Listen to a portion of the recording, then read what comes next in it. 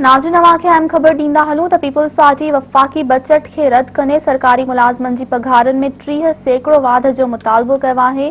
Peoples party जे chairman Bilawal Bhutto Zardari चयो आहे त जेका बजट पेश कई वई आहे लॻे थो उहा कंहिं ॿिए मुल्क जी बजट आहे। इस्लामाबाद में सरकारी मुलाज़मनि जे एहतजाज में शिरकत दौरान मीडिया सां ॻाल्हाईंदे बिलावल भुट्टो ज़रदारी चयो त नाणे वारो वज़ीर कंहिं ॿिए मुल्क जी मईशत जी ॻाल्हि करे रहियो आहे।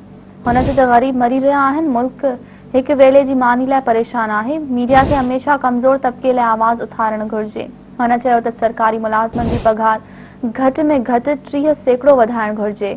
3 सालनि खां सरकारी मुलाज़मनि सां नाइंसाफ़ी थी रही आहे। घटि में घटि पघार 25,000 कई वञे। सिंध हुकूमत खे चयो आहे त घटि में घटि पघार 25,000 मुक़ररु कई वञे। हुन जो त पीपी बजट ख़िलाफ़ वोट ॾिनो आहे। असां शहबाज शरीफ़ सां गॾु आहियूं। पीपी मुलाज़मनि जी पघारनि में 100% इज़ाफ़ो कयो हुयो। जेकॾहिं मुल्क तरक़ी करे रहियो आहे त पघारूं छो न पियूं वधायूं वञनि।